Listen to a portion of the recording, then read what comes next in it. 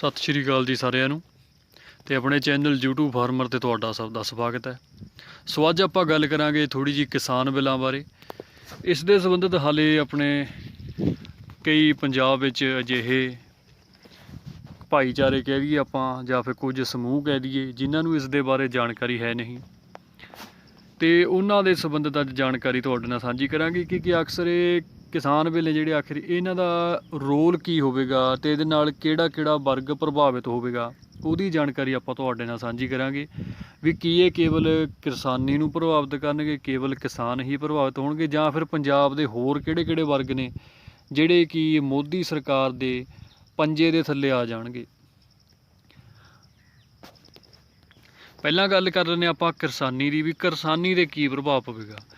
किसानी इस बिलों के विच दस्सिया गया है कि एक देश एक मंडी वाला सिस्टम है ये सरकार मोदी दी वो लागू करन जा रही है, तो वो कह रहे हैं भी एक किसान अपनी फसल नूं किते भी जाके बेच सकता है। मतलब कोई MSP नहीं होगी, घट्टो घट्ट समर्थन मुल जिहड़ा कोई नहीं होगा। उन्होंने ये नहीं कहा कि घट्टो घट्ट समर्थन मुल जारी रहेगा जां फिर ख़त्म कर दिता जाएगा। इस दे संबंधित कोई भी उन्होंने विचार खुल के पेश नहीं किए, क्योंकि जेकर वो साफ कह देंगे ने कि MSP खत्म होगी तो वो पूरी तरह गलत साबित हो जाते हैं, तो वो अपने आप को सही भी रखना चाहते हैं तो नाल अपने बिल लागू करके पंजाब नूं अपने पंजे हेठ भी लेना चाहते हैं। पंजाब ते हरियाणा केवल अजिहे दो ही सूबे हैं इस वेले भारत विच जिहड़े कि अद्धे तो ज़्यादा भारत का ढिड भरते हैं अनाज पैदा करके।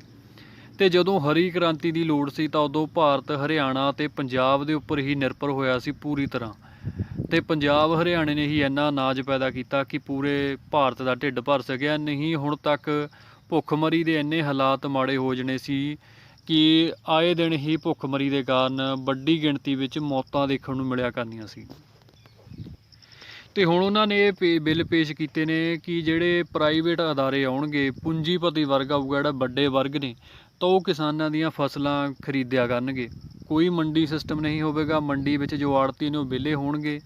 जो मंडियां विच लेबर मजदूर काम करते हैं वो चाहे पंजाब दे ने चाहे बाहरले, वो सब विले हो जाणगे, बेरोज़गार हो जाणगे, उन्हां दा घर नहीं चलेगा। तो जो फसलां ने वो दो तरीक़े नाल खरीदियां जाणगियां, एक तो होवेगी कॉन्ट्रैक्ट बेस ते एक होवेगी किसान आप उगावेगा, तो वो मंडियां वांगू ही प्राइवेट खरीदे करनगे जिहड़े पूंजीपति वर्ग होणगे।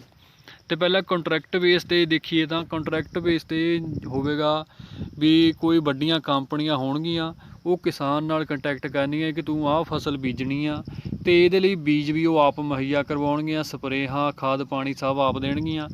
किसान मतलब एक तरह खेत विच काम करन जोगा रह जूगा, तो वो जिहड़ा उन्होंने पहला ही मुल निर्धारित कर देना भी इन्ने मुल नूं असीं ये फसल लैके जानी है, तो स्प्रेहां खाद बीजो सब कंपनी दे के जाऊगी। वो हो जाती है कॉन्ट्रैक्ट बेस ते दूजी हो जाती है कि किसान फसल आप बीजेगा आप उगावेगा, तो उन्होंने उस जगह पर लैके जाएगा जिथे उसकी फसल विकेगी, तो उत्थों प्राइवेट अदारे अपनी मर्जी के मुल के उपर उसनूं खरीद करनगे। जिमें कि हुण आपां गल उदाहरण लै सकते हैं मक्की की। मक्की का जिहड़ा MSP है लगभग 1800 तो कुछ ज़्यादा निश्चित किया होया, परंतु मक्की विकदी की भाव है। इस साल मक्की 800-1000 रुपए नूं विकी है, तो वह कोई भाव नहीं, सीधा ही इस दे नाल किसानां नूं 800 तो लैके 900-1000 रुपए का घाटा प्रति क्विंटल मगर पिया है। तो नाल जेकर बिहार वल गल करिए तो उत्थे मक्की 500-600 रुपए प्रति क्विंटल विक रही है, जिथे कि ये सिस्टम है पहला ही लागू हो चुकिया। उत्थे मंडियां पूरी तरह बंद हो चुकिया ने, सरकारी खरीद नहीं हो रही। तो हुण गल कर लैंदे भी आम जनता जिहड़ी किसान वर्ग तो दूजे वर्ग की गल करिए, कोई भी होर हर वर्ग है जिहड़ा, चाहे वो पिंडां दा आपां कह लीए, गरीब वर्ग कह लीए, कोई भी वर्ग तो उहदे उपर की प्रभाव पवेगा। तो जे हुण आपां सीधी गल करिए किसानां तो मान लो कणक 1000 रुपए प्रति क्विंटल खरीदते हैं प्राइवेट अदारे, तो उन्होंने 1000 रुपए नूं लैके स्टोर कर लेणियां। तो ये बिल विच ये भी दिता गया है कि कोई भी प्राइवेट अदारा होवे जां कोई भी जिहड़ा खरीददा फसल नूं, तो वो जिन्नी मर्जी स्टोर कर सकदा, क्योंकि पहलां एक लिमिट बनी हुई सी, तां हुण वो लिमिट खत्म कर दित्ती है। तो जिन्ना मर्जी भी स्टोर करके रख सकते हैं, वो चाहण तो सारी दी सारी फसल पूरे पंजाब हरियाणे की खरीद के स्टोर कर लैण, उन्हां दे उपर कोई रोक नहीं होवेगी। तो उन्होंने ये स्टोर करने वाला जिहड़ा सिस्टम लागू किया, उहदे विच किसानां नूं ਇੱਕ ਹਥਿਆਰ ਵਜੋਂ ਵਰਤਿਆ। ਉਹਨਾਂ ਨੇ ਕਿਹਾ ਹੈ ਵੀ ਕਿਸਾਨ ਜਿੰਨੀ ਮਰਜ਼ੀ ਸਟੋਰ ਕਰ ਲਵੇ ਫਸਲ, ਕਿਉਂਕਿ ਉਹਨਾਂ ਨੂੰ ਪਤਾ ਕਿਸਾਨ ਫਸਲ ਸਟੋਰ ਨਹੀਂ ਕਰਦਾ ਹੈ। ਕਿਸਾਨ ਦੇ ਨਾਮ 'ਤੇ ਜਿਹੜੇ ਪ੍ਰਾਈਵੇਟ ਅਦਾਰੇ ਹੋਣਗੇ, ਪੂੰਜੀਪਤੀ ਵਰਗ, ਉਹ ਫਸਲਾਂ ਨੂੰ ਸਟੋਰ ਕਰੇਗਾ ਅਤੇ ਉਹਨਾਂ ਨੂੰ ਫਸਲਾਂ ਨੂੰ ਜਮ੍ਹਾਂ ਰੱਖ ਲਵੇਗਾ। ਅਤੇ ਜਦੋਂ ਫਸਲ ਦੀ ਉਹ ਚੀਜ਼ ਦੀ ਘਾਟ ਆ ਜਾਏਗੀ, ਚਾਹੇ ਚੌਲ ਹੋਣ, ਚਾਹੇ ਕਣਕ ਹੋਵੇ ਜਾਂ ਕੋਈ ਹੋਰ ਸਬਜ਼ੀ ਹੋਵੇ, ਜਦੋਂ ਉਹਦੀ ਬਾਜ਼ਾਰ ਵਿੱਚ ਮੰਗ ਵੱਧ ਜਾਵੇਗੀ ਅਤੇ ਆਪ ਜਿਹੜੀ ਖਪਤ ਆ ਉਹ ਵੱਧ ਜਾਵੇਗੀ, ਤਾਂ ਉਦੋਂ ਉਹ ਵਰਗ ਹੋਊਗਾ ਜਿਹੜਾ ਵਪਾਰੀ ਵਰਗ, ਉਹ ਫਸਲ ਨੂੰ ਮਾਰਕੀਟ ਵਿੱਚ ਲੈ ਵੇਚੇਗਾ ਅਤੇ ਉਹ ਆਪਣੇ ਮਨ ਮਰਜ਼ੀ ਦੇ ਭਾਅ ਉੱਪਰ ਵੇਚੇਗਾ। ਉਦਾਹਰਨ ਵਜੋਂ ਉਹਨਾਂ ਨੇ ਕਣਕ 1000 ਰੁਪਏ ਕੁਆਂਟਲ ਖਰੀਦ ਲਈ ਸੀ, ਤਾਂ ਜਦੋਂ ਸਟੋਰ 'ਚੋਂ ਕੱਢ ਕੇ ਵੇਚਣਗੇ ਤਾਂ ਉਹ 2000, 2500, ਹੋ ਸਕਦਾ 3000 ਪ੍ਰਤੀ ਕੁਆਂਟਲ ਦੇ ਹਿਸਾਬ ਨਾਲ ਵੇਚਣਗੇ, ਅਤੇ ਜਿਹੜੀ ਕਿ ਆਮ ਵਿਅਕਤੀ ਦੀ ਪਹੁੰਚ ਤੋਂ ਬਾਹਰ ਹੋ ਜਾਵੇਗੀ। ਅਤੇ ਹੁਣ ਜਿਹੜੇ ਪੰਜਾਬ ਸਰਕਾਰ ਵੱਲੋਂ ਗੱਲ ਕਰਦੇ ਹਾਂ ਵੀ ਜਿਹੜੀ ਆਟਾ ਦਾਲ ਸਕੀਮ ਚੱਲ ਰਹੀ ਹੈ, ਜਿਹੜੀ ਕਿ ਕਾਫੀ ਘੱਟ ਰੇਟ ਉੱਪਰ ਗਰੀਬ ਵਰਗ ਨੂੰ ਮੁਹੱਈਆ ਕਰਵਾਈ ਜਾਂਦੀ ਹੈ, ਉਹਦੇ ਉੱਪਰ ਕੀ ਪ੍ਰਭਾਵ ਪਵੇਗਾ। ਹੁਣ ਪੰਜਾਬ ਸਰਕਾਰੀ ਖਰੀਦ ਕਰਦੀ ਹੈ ਅਤੇ ਉਹਦੇ ਵਿੱਚੋਂ ਹੀ ਕੋਟਾ ਜਮ੍ਹਾਂ ਕਰਦੀ ਹੈ, ਜਿਹੜਾ ਕਿ ਇਸ ਗਰੀਬ ਵਰਗ ਨੂੰ ਵੰਡਿਆ ਜਾਂਦਾ ਹੈ। ਅਤੇ ਜਦੋਂ ਪੰਜਾਬ ਵਿੱਚ ਸਰਕਾਰੀ ਖਰੀਦ ਹੀ ਨਹੀਂ ਹੋਵੇਗੀ ਤਾਂ ਸਰਕਾਰ ਇਹ ਕੋਟਾ ਵੰਡੇਗੀ ਕਿਵੇਂ। ਸਿੱਧੇ ਤੌਰ 'ਤੇ ਸਭ ਤੋਂ ਪਹਿਲਾਂ ਪ੍ਰਭਾਵ ਇਹੀ ਪਵੇਗਾ ਕਿ ਜੋ ਆਟਾ ਦਾਲ ਸਕੀਮ ਚੱਲ ਰਹੀ ਹੈ ਉਹ ਪੂਰੀ ਤਰ੍ਹਾਂ ਇੱਕਦਮ ਹੀ ਬੰਦ ਹੋ ਜਾਣੀ ਹੈ ਜਦੋਂ ਇਹ ਬਿੱਲ ਹੋਂਦ ਵਿੱਚ ਆ ਗਏ, ਭਾਵ ਕਿ ਜਦੋਂ ਪੂਰੀ ਤਰ੍ਹਾਂ ਲਾਗੂ ਹੋ ਗਏ, ਕਿਉਂਕਿ ਇਹਦਾ ਸਿੱਧਾ ਮਤਲਬ ਹੈ ਜਦੋਂ ਸਰਕਾਰ ਖਰੀਦ ਹੀ ਨਹੀਂ ਕਰੇਗੀ ਤਾਂ ਸਰਕਾਰ ਆਪਣੇ ਕੋਟੇ ਵਿੱਚੋਂ ਆਟਾ ਦਾਲ ਸਕੀਮ ਦੇ ਲਈ ਇਹ ਆਟਾ ਦਾਲ ਕਿਵੇਂ ਵੰਡੇਗੀ ਗਰੀਬ ਵਰਗ ਨੂੰ। ਸੋ ਇਹ ਵਰਗ ਦਾ ਜਿਹੜਾ ਆਟਾ ਦਾਲ ਸਕੀਮ ਵਾਲਾ ਜਿਹੜਾ ਸਿਸਟਮ ਆ ਉਹ ਪੂਰੀ ਤਰ੍ਹਾਂ ਬੰਦ ਹੋ ਜਾਣਾ ਹੈ।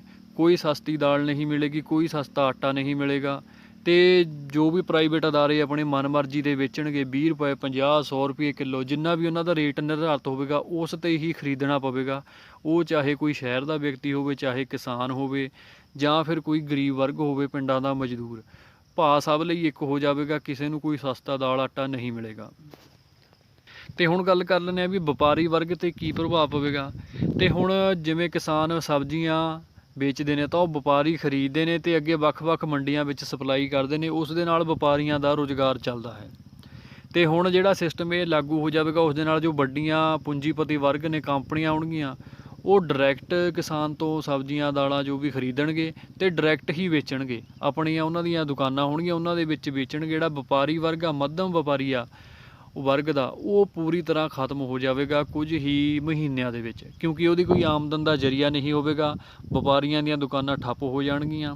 ਸਾਰਾ ਕੁਝ ਹੈ ਜਿਹੜਾ ਔਨਲਾਈਨ ਸਿਸਟਮ ਸ਼ੁਰੂ ਕਰਨ ਦੀ ਤਿਆਰੀ ਵਿੱਚ ਨੇ, ਜਿਵੇਂ ਕਿ ਜੀਓ ਨੇ ਸ਼ੁਰੂ ਕੀਤਾ ਹੈ, ਜੀਓ ਮਾਰਟ ਔਨਲਾਈਨ, ਜਿਹੜਾ ਉੱਥੇ ਸਭ ਕੁਝ ਦਾਲਾਂ ਸਬਜ਼ੀਆਂ ਸਭ ਕੁਝ ਮਿਲਦਾ। ਤਾਂ ਅਜਿਹੀਆਂ ਹੀ ਔਨਲਾਈਨ ਸਟੋਰ ਖੁੱਲ੍ਹਣਗੇ, ਉਹਨਾਂ ਦੇ ਵਿੱਚ ਹੀ ਕੰਪਨੀਆਂ ਡਾਇਰੈਕਟ ਆਪਣੀ ਸੇਲ ਕਰਨਗੀਆਂ ਅਤੇ ਜਿਹੜਾ ਵਪਾਰੀ ਵਰਗ ਉਹ ਪੂਰੀ ਤਰ੍ਹਾਂ ਖਤਮ ਹੋ ਜਾਵੇਗਾ।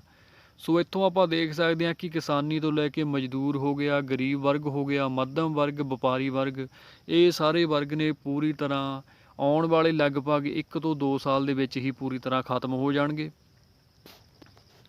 ਅਤੇ ਮਹਿੰਗਾਈ ਦਾ ਦੌਰ ਇੰਨਾ ਜ਼ਿਆਦਾ ਵੱਧ ਕਿ ਆਮ ਵਿਅਕਤੀ ਲਈ ਦਾਲ, ਚੌਲ, ਆਟਾ ਖਰੀਦਣਾ ਵੀ ਵੱਸ ਤੋਂ ਬਾਹਰ ਹੋ ਜਾਵੇਗਾ।